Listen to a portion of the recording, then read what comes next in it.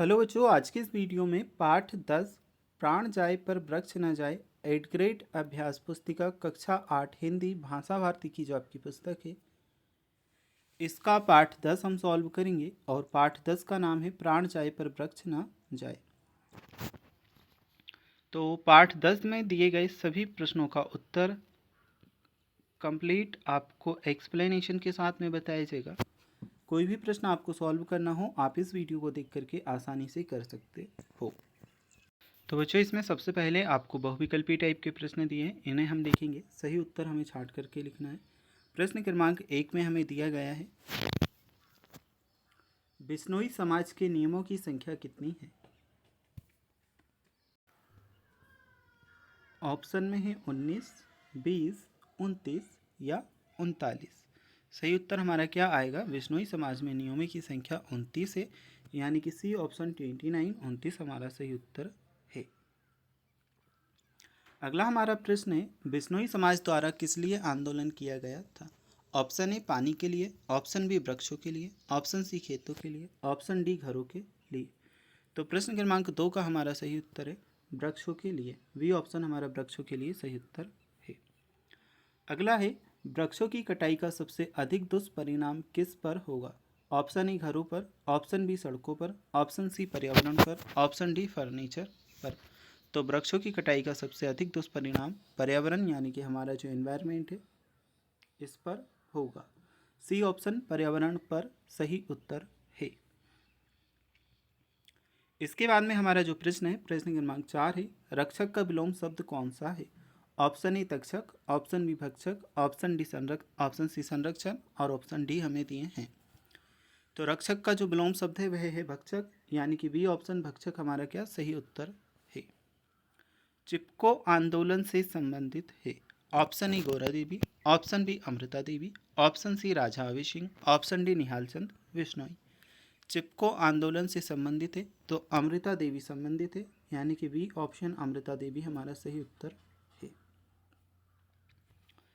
तो बच्चों, सही विकल्प आपके कंप्लीट होते। अब हम देखते हैं जो आपके रिक्त स्थान दिए गए हैं, इन्हें नीचे दिए गए शब्दों में से उचित शब्द चुन करके रिक्त स्थानों की पूर्ति कीजिए।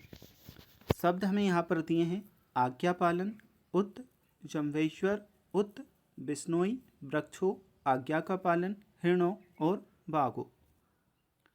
छठे नंबर में हमारा सही उत्तर होगा, बिश्नोई समाज भगवान जम्भेश्वर के अनुयायी थे। ठीक है, यानी कि जम्भेश्वर भगवान की पूजा करते थे। नेक्स्ट है 7वां, बिश्नोई समाज वृक्षों की रक्षा के साथ साथ हिरणों की रक्षा के लिए भी जाने जाते थे। तो 7वें में हमारा आएगा हिरणों।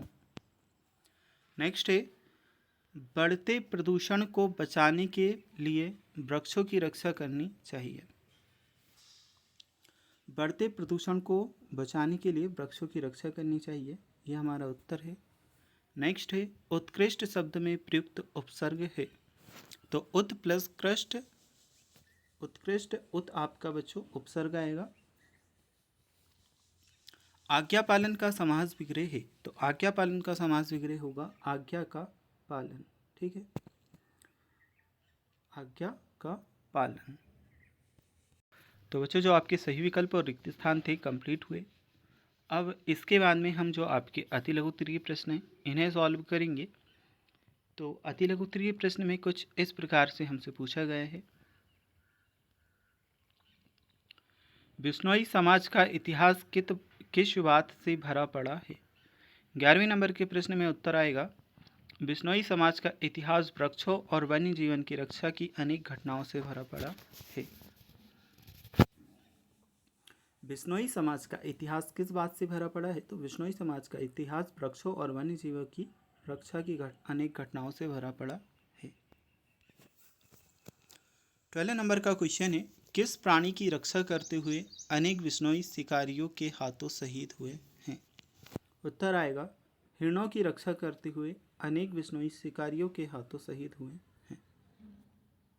हिरणों की रक्षा करते हुए अनेक बिश्नोई शिकारियों के हाथों शहीद हुए हैं। 12वें नंबर के प्रश्न के बाद में हमारा है प्रश्न क्रमांक 13वां, हमें पेड़ों की ज़रूरत है, पेड़ों को हमारी ज़रूरत नहीं है, क्यों? तो 13वें नंबर के प्रश्न में उत्तर हमारा आ जाएगा, क्योंकि वातावरण में बढ़ते प्रदूषण से बचने के लिए हमें पेड़ों की आवश्यकता है, जबकि पेड़ों का अस्तित्व हमारे बिना भी संभव है।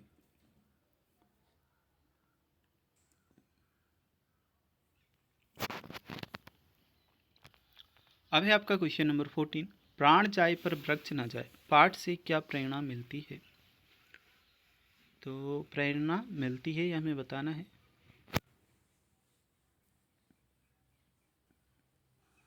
उत्तर लिखेंगे, इस पाठ से हमें वृक्षों की रक्षा के लिए अपने जीवन का बलिदान देने की प्रेरणा मिलती है।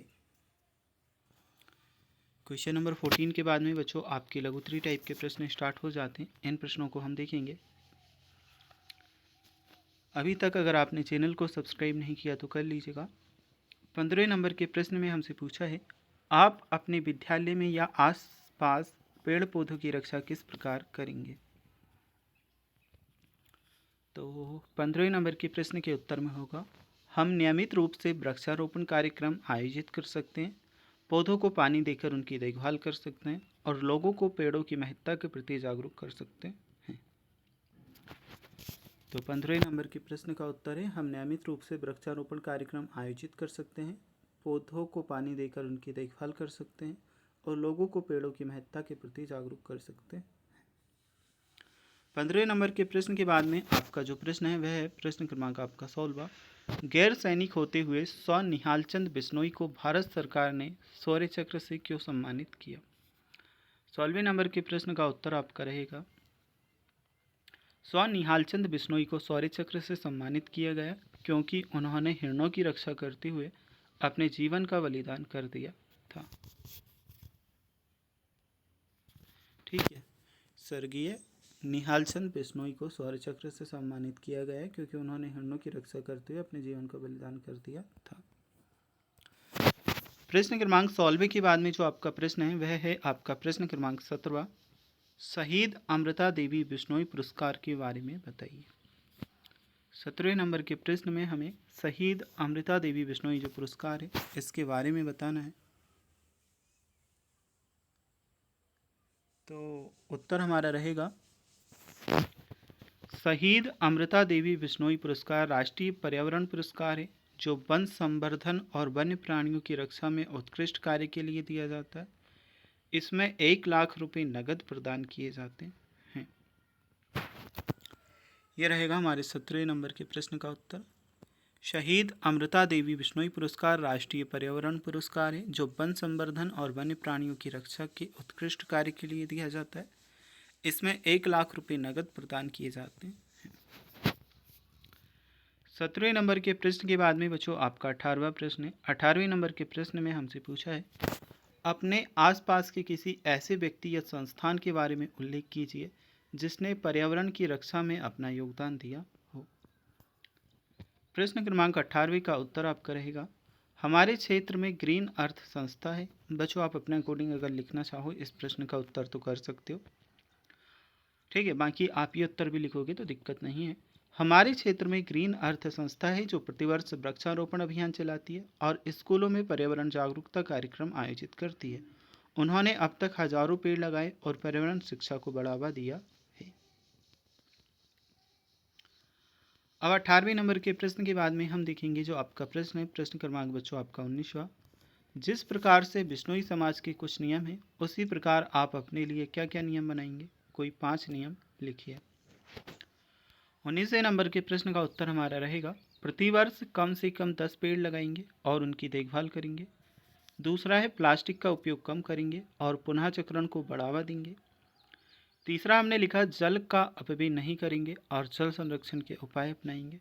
चौथा लिखेंगे प्रदूषण कम करने के लिए साइकिल या सार्वजनिक परिवहन का उपयोग करेंगे। इसके बाद में 5वां पॉइंट है पक्षियों और जानवरों के लिए पानी और भोजन की व्यवस्था करेंगे। तो बच्चों ये 5 पॉइंट आपको यहाँ से नोट कर लेना है। चलिए इसके बाद में हम देखते हैं जो आपका अगला प्रश्न है, यानी कि प्रश्न क्रमांक बच्चों आपका 20वां, यदि पेड़ पौधे और वन्य जीव ना हो तो पर्यावरण पर क्या प्रभाव पड़ेगा, विस्तार से लिखिए।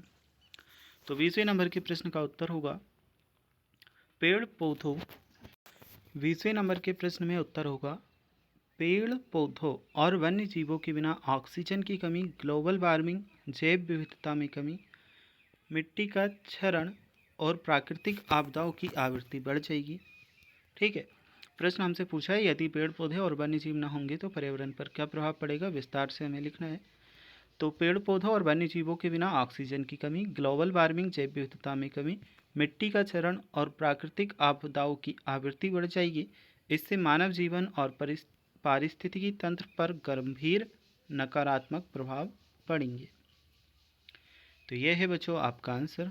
और जो पार्ट 10 है आपका कंप्लीट होता है। अगर आपको इसके बाद के, पहले के या किसी और चैप्टर के आंसर देखने हैं तो आपको हमारे चैनल पर प्लेलिस्ट में जाना होगा, वहाँ पर आपको सभी पाठों के उत्तर देखने को मिल जाएंगे।